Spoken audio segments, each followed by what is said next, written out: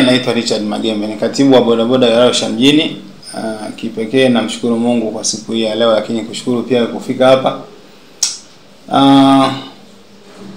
Umeniuliza swali la msingi sana kuhusiana na hiki ambacho umekiona kwenye hii tasnia yetu kwamba kuna changamoto ya kimahusiano kati ya uongozi wa wilaya na mkoa. Kwa ufupi tu niseme kwamba ofisi ya bodaboda wilaya na ofisi ya mkoa hatuna mgogoro. Hatuna mgogoro aina yoyote, isipokuwa ni mitizamo tu ya watu wanaitafsiri kwa namna wanavyoona. Kwa sababu hakuna ofisi pande zote hizi mbili ambaye imetoa kauli ya kwamba tuna mgogoro kati yetu. Kwa hiyo kwenye swala la mgogoro halipo, kwa sababu hakuna ofisi yote ambayo imeshatoa ufafanuzi kuhusu mgogoro huu. Yule alieleza kama ni mwenyekiti wa Ngarenaro na kuna mgogoro, yeye mnamfahamu, na kama mnamfahamu kwa nini alisema hivyo? Emmanuel ni mwenyekiti wa kata ya Ngarenaro. Emmanuel ni kijana mpambanaji ama kiongozi mchapakazi ndani ya kata kwa muda mrefu, na amekuwepo kwenye tasnia hii kwa muda mrefu sana. Mimi niseme tu kwamba kundi letu la bodaboda inaongozwa na watu ambao asilimia kubwa naweza sema kwamba hawajaenda kusoma mahali kwa ajili ya kuongoza bodaboda. Wana elimu zao tu binafsi za masuala mengine yote, lakini busara inawaongoza tu katika kuongoza hili kundi. Kwa kifupi niseme kwamba kuna mahali tu inafika mtu anaamua kwa utashi wake kufanya vitu ambavyo anaviona yeye vinafaa kwa wakati huo. Lakini niseme wazi kwamba kila mtu ana hisia zake, na kwa mitazamo alionao yeye kama kiongozi wa kata, aliona alivyoona kwa kipindi hicho kwamba amekuwepo kwenye tasnia hii kwa kipindi cha muda mrefu, na ameona nini hayo aliyoyasema ni ya kwake. Kwa hiyo sio tamko la ofisi na wala sio maagizo ya ofisi. Kwa hiyo ni hisia za mtu. Lakini pia kama kuna changamoto yoyote kuhusiana na kauli yake, kuna taratibu ambazo ziko ndani, haziwezi anikwa waziwazi. Kwa sisi tuna utaratibu wetu kama ofisi ya mkoa na utaratibu wake. Kila kitu kitakaa tu vizuri. Kwa mtamchukulia hatua tafsiri yake? Hatuna maana ya kwamba tunachukua hatua kwa lugha hiyo, lakini ni kwamba ni swala la kuelimishana, kwa sababu uongozi nimesema hakuna aliyesomea kuongoza bodaboda. Kwa mapungufu yote yanayoonekana ni ya kibinadamu, saa nyingine kuna maonyo, kuna maelekezo, kuna kukumbushana, na ndo maisha yalivyo. Sidhani kwamba inaweza katokea tu kila kitu kinachotokea inakuwa ni maamuzi ya kumwajibisha mtu ama kumwadhibu mtu. Tunakuwa tutengenezi. Kundi letu sisi tumejikita katika kuelimishana sana. Kipi ambacho alikiongea ambacho unataka mkiweke sawa kwamba hakikuwa vile alivyosema? Kitu kikubwa sana, mimi nisiwe msemaji kuhusiana na kipi alikikosea, lakini binafsi si mwenyeji sana kwenye masuala ya fedha ya milioni 400. Kwa sababu kwanza kwenye kundi hili nina muda mchache. Nimekuwepo kwenye kazi ya maafisa usafirishaji tangu 2019 mwezi wa 10.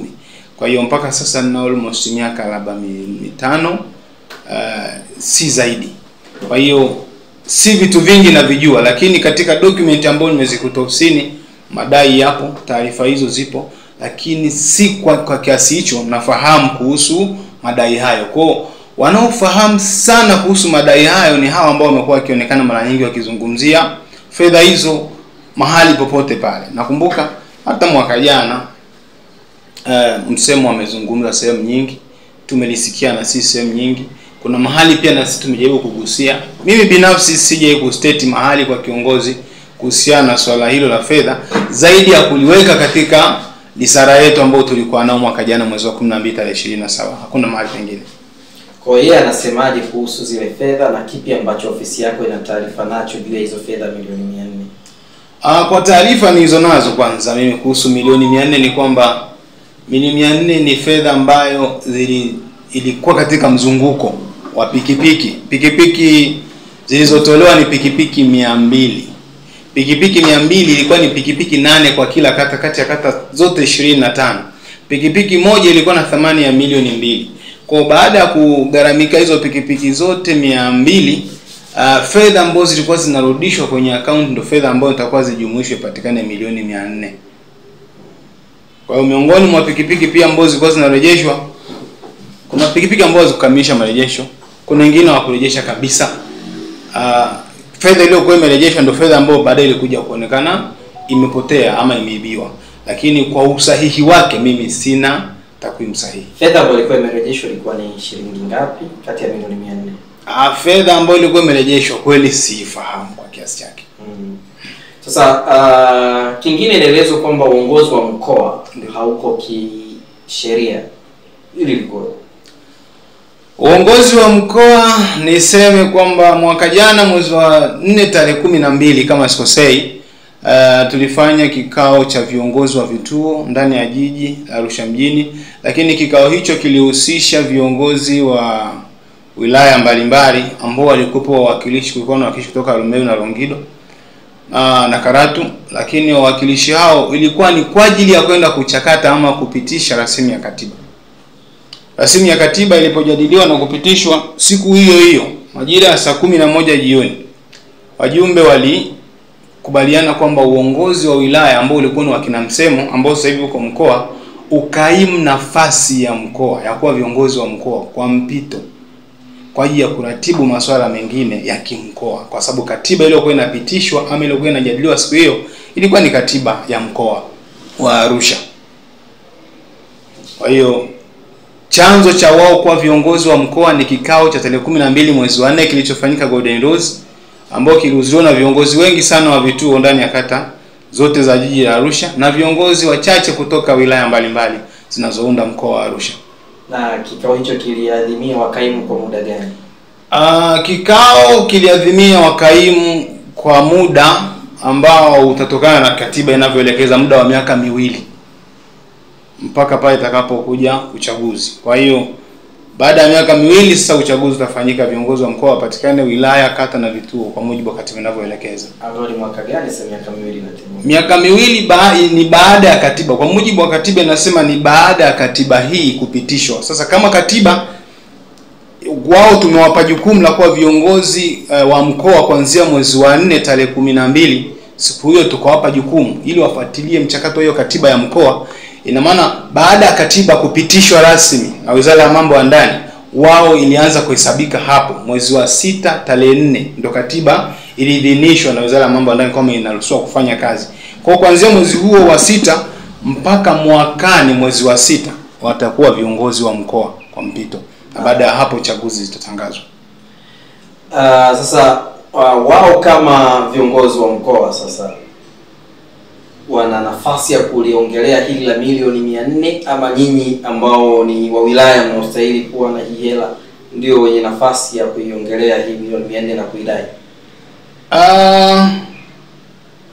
Kimsingi niseme wazi kwamba kuhusiana na madai ya fedha, wao wanayo haki ya kuhoji kwa sababu ni sehemu ya uasisi wa huu umoja na wanafahamu vitu vingi kuhusu huu umoja.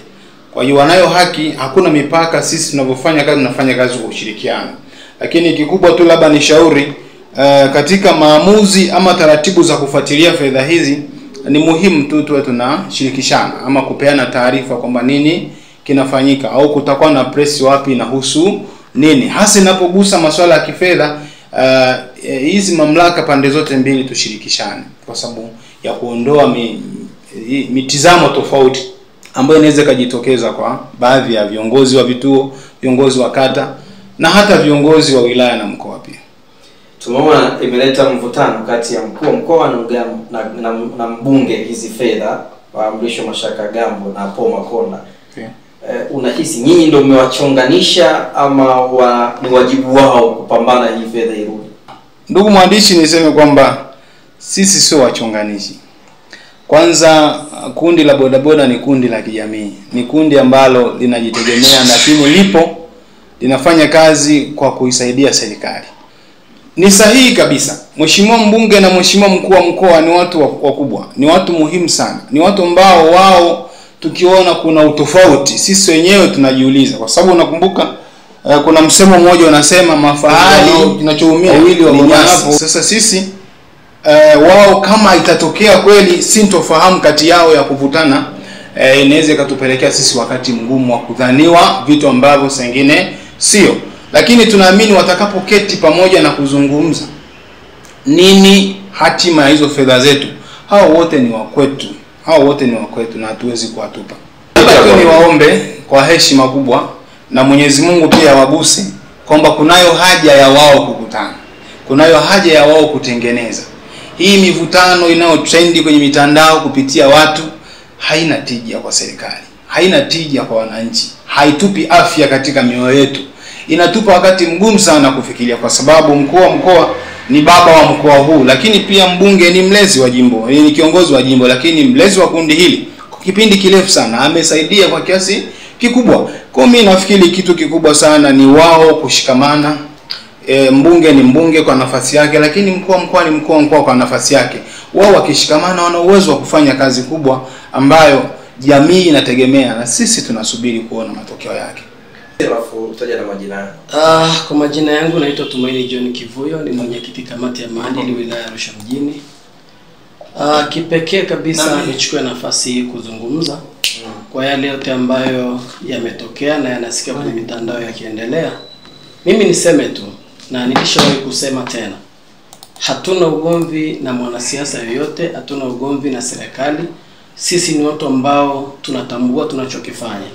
Na awali ya yote sisi tumetoka kuheshimika mpaka na Mheshimiwa Rais na kutupa jina maalum la kuitwa maafisa usafirishaji. Maana hiyo tumetambulika katika tasnia hii ni watu ambao wanajitambua na shughuli zao wanazofanya zinatambulika. Pamekuwa na mvutano mkubwa kwenye mitandao. Mvutano ambao umepelekea kuonyesha kwamba ofisi ya wilaya na ofisi ya mkoa kuna tofauti kubwa, lakini mimi niseme ya kwamba ndani ya hizi ofisi mbili hakuna tofauti yoyote, hakuna migogoro yoyote.